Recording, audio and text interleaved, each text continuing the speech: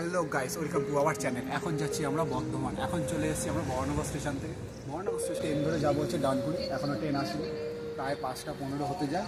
তো আমাদের ট্রেন আছে 5টা 15-তে। তো সেখান থেকে আমরা যাবো 5টা 15 ট্রেন ধরে যাবো ডানকুনি। ডানকুনির থেকে একদম সিধা বর্ধমান লোকাল ধরে বর্ধমান।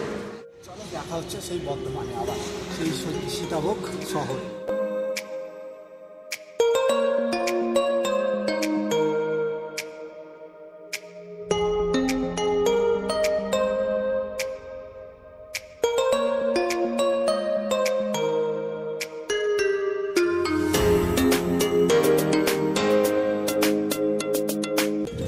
চলে এসছি আমরা এখন বগুড়া স্টেশনে। এখন যাব হচ্ছে ওই ফালতু ছেলেটার মামার ফালতু ছেলেটার বাড়ি। কোনো কাজের নয়, যে লাল গেঞ্জি পরে ছেলেটা, ওই ছেলেটা হাঁটি নিয়ে যাচ্ছে আমাদেরকে। টোটো করে নিয়ে যায়নি, এখান থেকে 2-3 কিলোমিটার হাঁটিয়ে নিয়ে যাবো। যত দূরই চোখ যায় তত দূরই পুরো জমি, পুরোটাই ফাঁকা। মানে পুরো এখানে বাড়িঘর নেই বললেই চলে। সামনের দিকটা পুরোটাই ধান জমি, আর এপাশে গেছে রেল লাইন, আর ওইদিকে সামনে যাচ্ছে আমার 2 বন্ধু। এখান থেকে টোটো ধরে এবার যাব আমরা বাড়িতে। চলে এলাম বাড়িতে। এই বাড়িটা পুরোটাই মাটির বাড়ি। আমি এর আগে কখনো মাটির বাড়িতে যাইনি, এই প্রথম আমার মাটির বাড়িতে থাকা। বেশ ভালো লাগছে, একটা আলাদাই অনুভূতি। আমি বাবার মুখে শুনেছিলাম মাটির বাড়িতে খুব নাকি ঠান্ডা লাগে, গরমকালে নাকি ভালোই ঠান্ডা থাকে, অতটা গরম মনে হয় না। বাড়ির ভেতরে ঢুকে বেশ সেরকমই মনে হলো। ঘরটা খুব সাজানো ছিল, পুরো ঘরটাই মাটি দিয়ে তৈরি। বেশ মজার একটা অনুভূতি হচ্ছে আমার এই ফার্স্ট টাইম এরকম মাটির ঘরে থাকা। চলে এসছি আমরা সেই গ্রামের বাড়িতে। চারিদিক এখন চাষবাস হচ্ছে এখানে, আর ওরা হেঁটে যাচ্ছে আমাদের শিয়াল দেখানোর জন্য। সকালবেলায় শিয়াল দেখাবে বলছে। সবাই এখন আমরা আলের ওপর দিয়ে হেঁটে হেঁটে যাচ্ছি জমি দেখার জন্য। এখন এইখানে আলু চাষ হয়েছে, আলুগুলো তুলে নিয়েছে বলে এরকম মাটিগুলো এরকমভাবে করা। ওই যে উনি একজন চাষ করছে, এগুলো সব কলমি শাক চাষ হয়েছে। আর ও পাশে লম্বা লম্বাগুলো দেখতে পাচ্ছ, ওইগুলো হচ্ছে পেঁয়াজকালি গাছ বসানো আছে। এই সেই ব্যক্তি যাদের বাড়িতে এসেছি আমরা। আমাদের সকালে ব্রেকফাস্ট দিয়েছে, লুচি, ডিমের চপ, মিষ্টি, সুজি, দই, পায়েস। এত কিছু খেতে পারবো বলে তো মনে হয় না, তাও সব খেয়ে নিয়েছি। ওখান থেকে আমরা এখন বেরিয়ে পড়েছি, এবার যাচ্ছি একটা মন্দিরে। তো সেখানে মন্দিরটা খুব সুন্দর, সেখানেই যাচ্ছি, দেখাবো তোমাদের মন্দিরটা। দুদিকে জমি, মাঝখান দিয়ে রাস্তা, বেশ ভালোই লাগছে। যেদিকেই তাকাচ্ছি পুরো সবুজ আর সবুজ।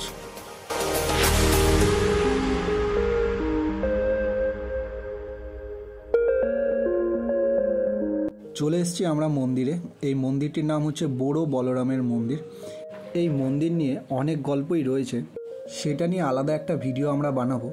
সেই ভিডিওটা দেখার জন্য আমাদের চ্যানেলটি অবশ্যই সাবস্ক্রাইব করে রেখো তোমরা। এখন আমরা মন্দিরের ভেতরে প্রবেশ করছি।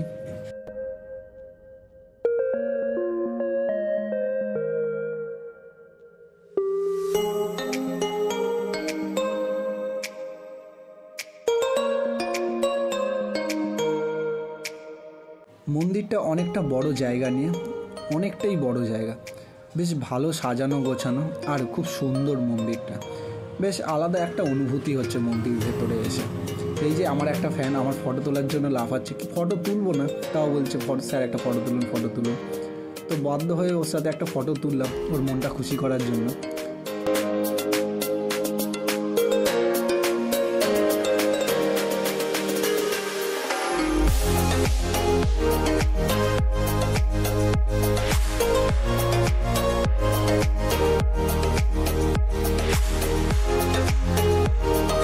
মন্দিরের পাশেই একটা ছোট্ট মন্দির আছে। এই মন্দিরটার ভেতরে অনেকগুলো ঘোড়া রাখা আছে।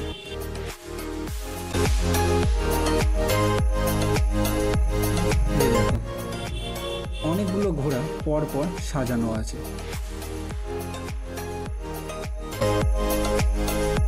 মন্দির থেকে আমরা এখন মামার বাড়িতে চলে এসেছি। এবার মামার বাড়ি থেকে বেরিয়ে পড়েছি জমি দেখবো বলে। কোথায় কি চাষ হচ্ছে, আমরা সেই চাষের জমি থেকে কি কি পাই সেটাই দেখব। এসেই প্রথমে চোখে পড়ল কুমড়ো গাছ। দেখো পুরো যেদিকেই তাকাচ্ছি কুমড়ো গাছে ভর্তি, আর কুমড়ো গাছের কুমড়োগুলো অনেক বড় বড়।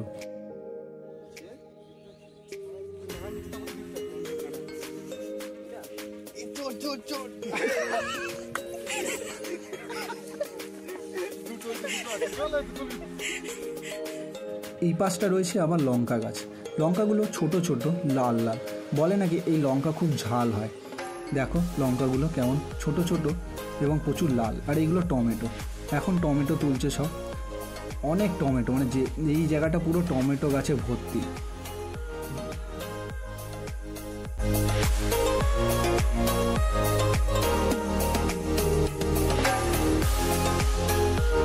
আমার কুমড়ো ফুলের বড়া খেতে সত্যি খুব সুন্দর লাগে, তাই আমি কুমড়ো ফুলগুলো দেখে আর লোভ সামলাতে না পেরে নেমে পড়েছি কুমড়ো ফুল তুলতে। অনেকগুলো কুমড়ো ফুল তুলছি। এই যে মামা আমাদেরকে সাহায্য করছে অনেকগুলো কুমড়ো ফুল তুলে দেওয়ার জন্য। এই যে সেই বাঁধাকপি দেখে তো আমার বন্ধুরা পাগল হয়ে গেছে বাড়ি নিয়ে যাবে বলে। বাঁধাকপির সাইজগুলো প্রায় এক একটা খুব কম করে হলো 2 থেকে 3 কিলো ওজন হবে। চলে এসেছি আমরা কুমড়ো গাছ তুলতে। এই যে চোর, এই যে চোর লোকের বাগানে পালাচ্ছে, ও হচ্ছে চোর, ও লোকের বাগানে ঢুকে ফুল চুরি করছে, কুমড়ো ফুল চুরি করছে, কুমড়ো চুরি করছে, পাক্কা চোরও। ওই জমি থেকে চুরি করে এসে এবার এখানে কার গাছের কুল চুরি করছে। কুলের গাছে হাত যাচ্ছে না বলে ঢিল ছুঁড়ে কুল পাচ্ছে। জমি থেকে ঘুরে আসার পর এবার আমরা দুপুরের খাবার খেতে বসে পড়েছি। মামি অনেক কিছু রান্না করেছে, মাংস, ডাল, আলু পোস্ত, ভাত, চাটনি, কোল্ড ড্রিঙ্কস, স্যালাড, সব কিছু।